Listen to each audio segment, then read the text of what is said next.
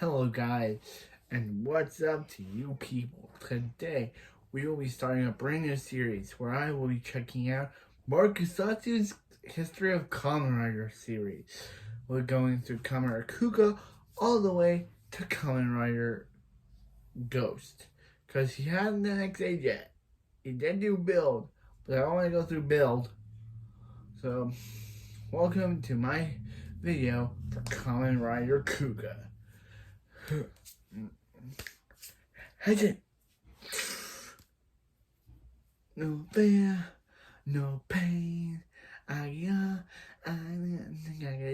no fear, no pain.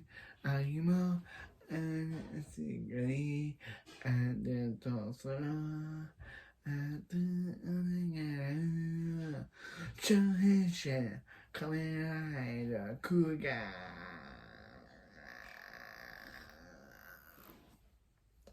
Let's watch his video on the history of Kamen Rider Kuuga. And his videos are inspired of Marcosatsu's videos are inspired of the history of Power Rangers videos. When I watch those, when I watch the history of Power Rangers next. History of Kuuga.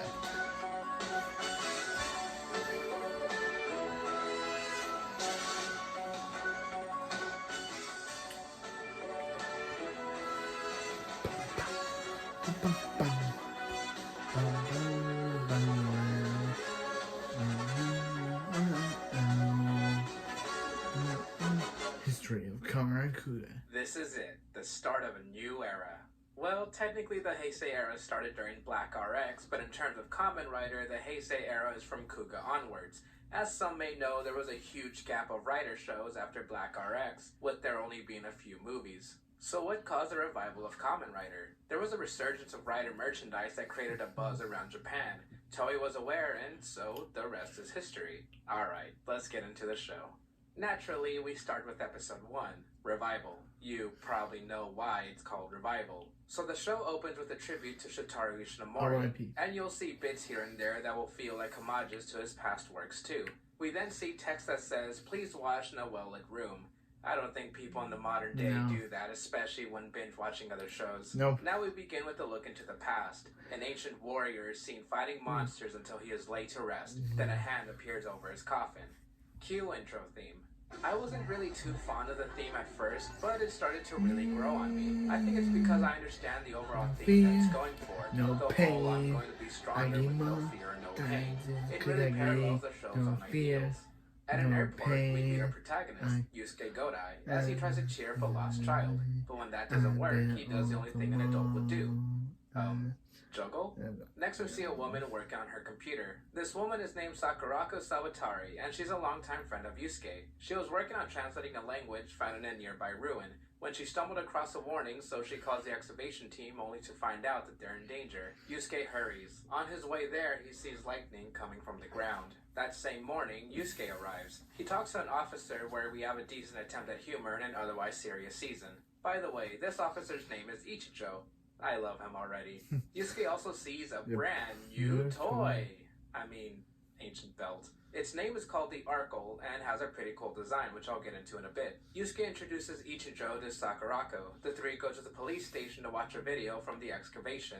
Ichijo leaves but gives Yusuke and Sakurako the Arkle to study. Meanwhile, a monster attacks with the power of dated special effects. During the attack, Yusuke puts on the Arkle because he feels like it. Then he becomes Kamen Rider Kuuga. I gotta say, Kuuga's suit designs aren't exactly my favorite, but they do grow on you. Dated CGI aside, I did say I like the Arkle's design. It's simple, but it looks like it could be an actual relic. The suit's torso is very basic with almost nothing for the bottom half. This white Kuuga is known as his growing form, though other forms are similar to what I described.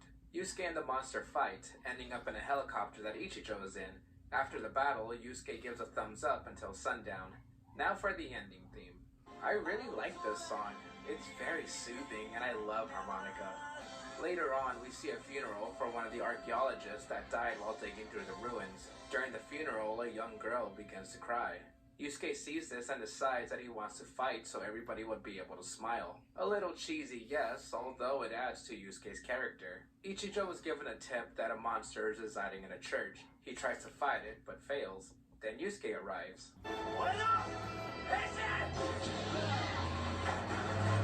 This is Kuga's mighty form. Okay, a long time ago I didn't really like Kuga's suits that much because they were definitely outdated in-betweens of Showa and Heisei. Now I really like them, especially the other forms we'll see later. Yeah. Mighty form has a really nice shade of red and the torso is so shiny, and the helmet is such a classic. Yeah, in a meeting, the police discuss it does look these so monsters. classic. The police call them unidentified life forms. Kuga growing form is referred to as unidentified life form number 2, Kuga mighty form is number 4, and so on. You should notice by now that police are a pretty big part of Kuga, and that's something I really like.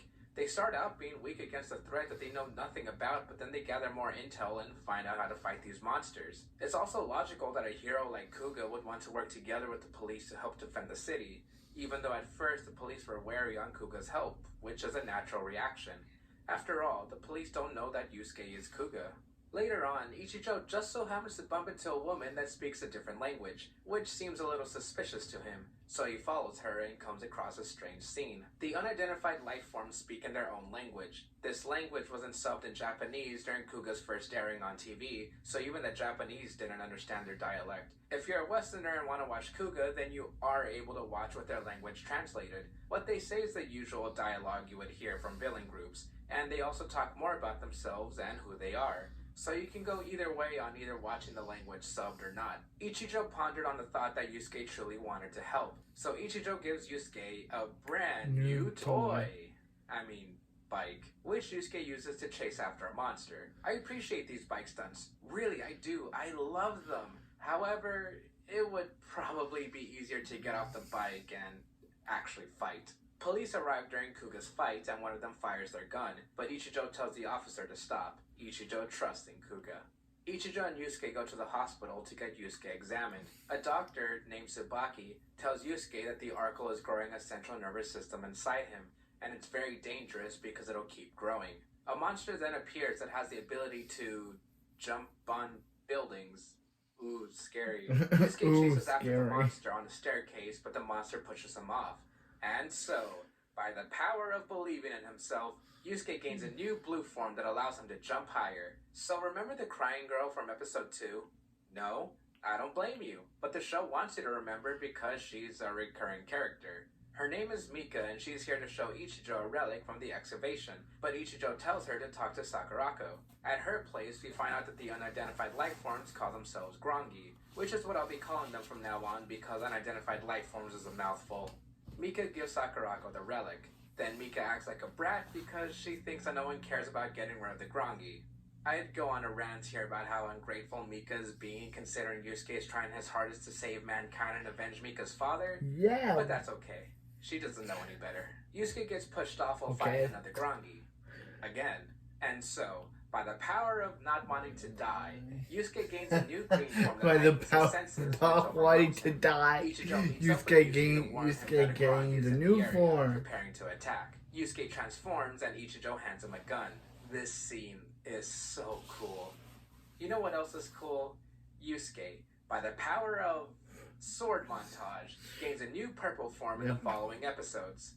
Because, okay, he doesn't actually get these powers that easily. It may seem like the power-ups are just handed to him, but they show growth in Yusuke's character and abilities. Some are new powers to match up to an enemy, while others come from Yusuke's feelings of wanting to save everyone's smiles. Though I think it's funny that characters get surprised when Kuga has new forms despite the Arkle having different colored buttons. We expand the toy catalog, continue the plot, in episode 15. Mika's relic was infused with other relics and it became a flying beetle. Alright then. There are a couple of episodes dedicated to this beetle thing, which I don't mind. I really like how a lot of time is spent to build upon the show's mythology. It's told to us later that this armor is called Goram. It used to be horse armor that helped fight ancient Grongi. In a similar bit of exposition, the stone within the Arkle that gives Yusuke power is called the Amadan. And apparently it's how Grongi are able to transform into monsters, in turn meaning that Kuga is a Grongi himself. We see Yusuke fighting Grongi number 26 until Yusuke gets in trouble. He's rushed to the hospital and eventually succumbs to the poison that was in 26's bite. Tsubaki tries to kickstart Yusuke's heart. Meanwhile, the police desperately try to fight off number 26, but they fail and question Kuga's whereabouts. Hours later, Ichijo gets a call. Tsubaki wasn't able to revive Yusuke. Tsubaki calls his friends, but they believe he'll be back. It turns out that Yusuke did come back to life. We also see an awkward CGI rendition of him giving the thumbs up. And here's a cute scene of Yusuke wanting to say Cho Henshin whenever he transforms. A few episodes later, we see a Grongi. Oh my god. I wonder how many Japanese kids had nightmares about this. Of course, Yusuke is called to defeat the Grongi and he turns purple. Well, even more purple, and his other forms also get powered up in the episodes that follow. What I like about this is that Kuga's armor still retains the basic design for the different forms, but a golden trimming is added, along with more powerful weapons. I know it's only a minor addition, but it adds so much to the designs. It makes the suit seem more grand and majestic. Around here is when we would normally get a movie based on the season, but Kuga's budget was very poor. Instead, we got a Hyper Battle video and a New Year's special. The special is basically a 1-hour clip show. What's interesting about Kuga's HPV is that it gives the names of Kuga's forms. The show itself never directly says the names of these, so it's nice to have them out here. Red is Mighty form, blue is Dragon form, green is Pegasus form, and purple is Titan form. The HPV and the show don't outright say this, but the gold trim suits are called Rising forms. Other than that, Kuga's HPV isn't anything special. Kuga gets the call to fight a monster, and that's literally it. This Hyper Battle video was meant to preview Kuga's Rising Mighty form, which would have been cool if it didn't already debut in the episode before this. We get a bit of insight for Yusuke's character in episode 35. After seeing a news report on civilians dying due to a Grongi attack, we see Yusuke feeling regret and anger for not being able to save those innocent people. He tracks the Grongi and proceeds to beat on him. I feel like a person carrying the burden of being a hero would feel regret and anger too if they weren't able to save everyone, so they take it out on the enemy. While beating on the Grongi, Yusuke gets visions. When it's all said and done, he stands in the river alone with his thoughts. Meanwhile, Ichijo encounters another Grongi. Someone named Dagaba will arrive soon. In a meeting with all of Yusuke's allies, we get a ton of exposition, so bear with me as I explain everything as best as I can. The police know that the Grongi have a leader, which they later find out to be named Dagaba. Apparently, Dagaba killed off more than 150 of his fellow Grongi because he believed that they were too weak to participate in the Geguru. The Geguru is a game that the Grongi play. Whoever wins the Geguru is allowed to challenge Dagaba for dominance over all other Grongi. Each Geguru has a Grongi that acts as a judge and a Grongi that acts as an official kill counter, because a Geguru requires a certain amount of Linto, or humans, to be killed. Every Geguru has its own set of rules. Some are as simple as kill a certain amount of people in a certain amount of time, to being as complex as kill people by melting them down with a strong aesthetic and 10 types of moving objects that reflect the color pattern of a Grongi's nails. Tsubaki then says that if Yusuke doesn't do anything soon, Kuga may become the ultimate darkness and lose control. But Yusuke says that he'll be fine. In a battle against one of the last Grongi, Yusuke becomes heavily injured and gets taken to the hospital. Tsubaki is hesitant on using defibrillators again because it changed Yusuke last time. It turns out that the defibrillators were what caused Kuga to gain more power in the first place with his rising forms. Either way, Tsubaki doesn't have a choice this time because Yusuke's heart rate starts dropping. The police are able to kill some of the last Grongi, but a couple are still out there. Then Yusuke arrives. The two fight and Kuga gains a new black form. With this new power, the Grongi dies and causes a huge explosion that almost reaches the city. Meanwhile, the final two surviving Grongi talk. Dagaba has arrived. We see a white figure, a monster. Kuga's belt has been cracked. The entire city is on fire. All of this was Kuga's first attempt at fighting Dagaba. Yusuke decides that it's time to end all of this, but if his first attempt failed, then he may not come back this time. So he spends his final moments saying goodbye to his friends and allies. Meanwhile, Ichijo faces the penultimate Grongi and kills her. All that remains is Dagaba. Yusuke and Ichijo drive to the mountains to face him. Ichijo apologizes for dragging Yusuke into all of this, but Yusuke is thankful that he met Ichijo in the first place.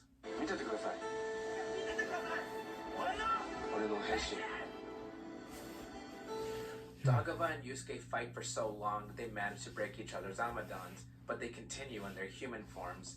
Then Ichijo finds both of their bodies in the snow. 3 months later. Tsubaki tells Ichijo that the Grongi failed because they wanted their own smiles while Yusuke sacrificed his own for the sake of others. On the beach, we see Yusuke laying down under the sun. He sees kids playing, so he juggles for them to see their smiles. There's also a short 50th episode that pokes fun at some of Kuga's tropes while breaking the fourth wall. It's pretty entertaining. I wish more seasons did this more often. One last thing. Thank you, Midnight Crew subs, for subbing this amazing series. Heisei Kamen Rider Kuuga. Some of you may know that I already made a history of Kamen Rider Kuuga a long time ago, but it got taken down because Toei. Back then, my opinion on Kuuga was mixed. Some people took what I said the wrong way when that wasn't my intention at all. It's been a very long time since making that video, so now would be a good time to say that opinions can change. Yeah, While mixed at first, I grew to enjoy Kuuga so much. My complaints back then weren't all that warranted. To a point. Let me just say that nostalgia plays a huge part in enjoying something. While I do like a lot of Heisei Phase 2 shows, I also enjoy earlier works. Both Showa and Heisei have their charms, their ups and downs. It's okay to not like one or the other. A common criticism from certain people I see for modern seasons is that they're not like the old seasons. You can probably guess that those certain people are older fans. Although, these shows are a lot more alike than you think. Both still have a lot of good drama. They have great characters, and even older seasons shill toys just like the newer ones. Go around the multiple bikes, action figures, and a heck of a lot of forms. They're made to sell merchandise, and in some ways, shill a bit more than Heisei Phase 2 seasons. I wouldn't even say that Kuuga incorporates these toys in a good way. Sometimes they just appear. That's also not to say that Heisei Phase 2 isn't made purely for these toys. Soapbox aside, I'm saying this to make points that I'm going to get into. The story is good, with how simple it is. While most superhero shows, Kamen Rider included, can be summed up with heroes need to fight villain, that's pretty much Kuuga. It's a point A to point B kind of plot with lots of mini stories in between. As I always say in these videos, I only bring up the bigger events in case you're interested in watching the seasons yourself, so you'll have some things I didn't bring up to look forward to. I think Kuuga is more about the people around Yusuke rather than focusing on Yusuke himself. There are stories about each side character, some that last a few episodes, and they're all very interesting. I like seeing how an everyday person is affected by monster attacks. It was cool to take a look within police headquarters to see what they're planning. And while Kuuga does get screen time to himself, I think it's way more interesting to see the people around him dealing with these situations. As I said earlier, Kuuga didn't have the best budget, so money had to be saved. As a result of that, there are clip shows. There are a couple of them, which brings me to talking about filler. I'm saying that filler is not a bad thing, though the word is thrown around way too much these days. Filler means taking up space without doing anything for the story or characters. There are some episodes where Yusuke's only contribution is to fight a Grongi at the end, and the story is so minuscule that the only thing moving it forward is when said Grongi is defeated. I'd say Kuuga has a lot of filler, to the definition, and that's okay. These episodes are entertaining enough for me and anyone to sit through and see what happens next within its tiny 20-minute runtime. Of course, there are arcs and mysteries for the story to be more entertaining. The Arkle, Kuuga himself, and the Grongi give amazing world building, though I wish there was a bit more of it. We do have extra backstory outside of the show, such as Riku, Kuga's previous user, a novel about Mika becoming Kuuga, and a story about Ichijo using a man-made prototype of a rider in the next season.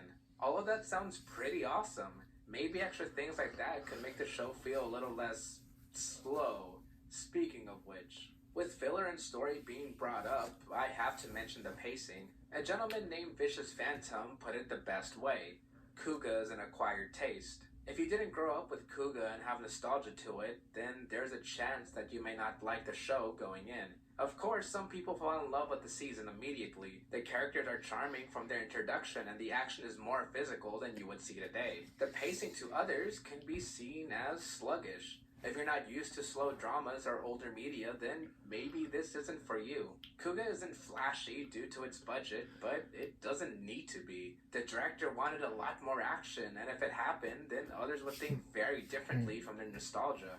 It's not a very fair criticism to say that someone isn't a real fan or doesn't get it just for not enjoying a show like Kuuga, and statements like that could deter others away. With Kuuga's minimal story and pacing different to others, then there's more room for points to flow and for characters to understand what kind of situation they're in. A character I fell in love with from the very first scene is Yusuke. He's your basic heroic type with just a dash of other emotions besides happiness. His intentions for saving people's smiles seem very genuine. Yusuke has a quirk for giving the thumbs up because his teacher taught him to use it as a sign of goodwill. That's so heartwarming, and there are a lot more moments like it. The scene where he absolutely beats on a Grongi for killing a lot of innocent people feels real. Yusuke also has a lot of funny moments, some of which became memes that you would see on Twitter or Facebook. Yusuke is very wholesome, which is probably why I have yet to see anyone actually dislike the character. I know people are gonna want me to bring this up, but yeah, Yusuke's actor, Joe Adagiri, doesn't really like Tokusatsu. Although he said that he did like Kuuga and still has contact with other staff from the show. Man, now if only Yusuke came back in a future season. And if he does, I know people are gonna comment here about it. Ichijo is an amazing support character. Though he isn't a secondary writer, he doesn't need to be, as he gets as fleshed out as one would. If the camera isn't on Yusuke or his friends, we see Ichijo work with the police and fighting off Grongi himself. He's probably one of the most real characters I've seen. He works so hard and can barely find time for himself. Ichijo is always alongside Yusuke and trying to make people smile. My first few drafts kept my thoughts on Ichijo to a single sentence. I love him. There's a huge cast of side characters that I couldn't possibly begin to start talking about them all. There's Sakurako, Tsubaki, Mika, Yusuke's sisters Minori, their friend Kazari, a scientist named Inokita, another researcher John, and a bit more. Each have something to do or a story to be told. Having such a big focus on the cast makes the world feel more alive and lived in. There's more time spent with extra characters than there is our main heroes, and they're all entertaining to watch. Even the villains are kind of fun in a weird, morbid way since they kill a lot of people. There's a very small group of Grongi that we get to know. However, we got enough backstory on them in general throughout the season to know who they are. I love how scary they can seem. Killing humans is just a game to the Grongi, and that's shown even more when Dagaba is on screen. He mocks Yusuke about wanting to protect people's smiles, but being too weak to defeat the other Grongi himself. The final fight between Dagaba and Yusuke is considered to be one of the greatest fights in Tokusatsu. It's very raw with the two punching each other until one of them falls. Made even better with the scenery matching Dagaba's white aesthetics. While I couldn't say that the Grongi are the best of the villain groups, I do say that they do their job very well. Wow, I rambled on a lot longer than Yeah, you last did, time. Marco. So let's get into my final thoughts. This isn't the first time I remade a History of Kamen Rider video. In a way, I'm happy I did and would like to do it again in the future, simply because opinions can change. I've grown to really appreciate and enjoy what Kuuga brought. Well, more than I already did. I already enjoyed Kuuga from the first time watching it. I'm not saying I like Kuuga because it's the first of the Heisei era. I like Kuuga because of the focus of other good characters and the way it takes its time for the story to flow. In the end, Kamen Rider Kuuga is not for everyone. But those who stay will enjoy a wholesome show of a man who wants to protect people's smiles. With all that being said, I'll see you guys next time when we get ready to go Count Zero with Kamen Rider Agito. どうしたこれ食べないのもらっていいよければ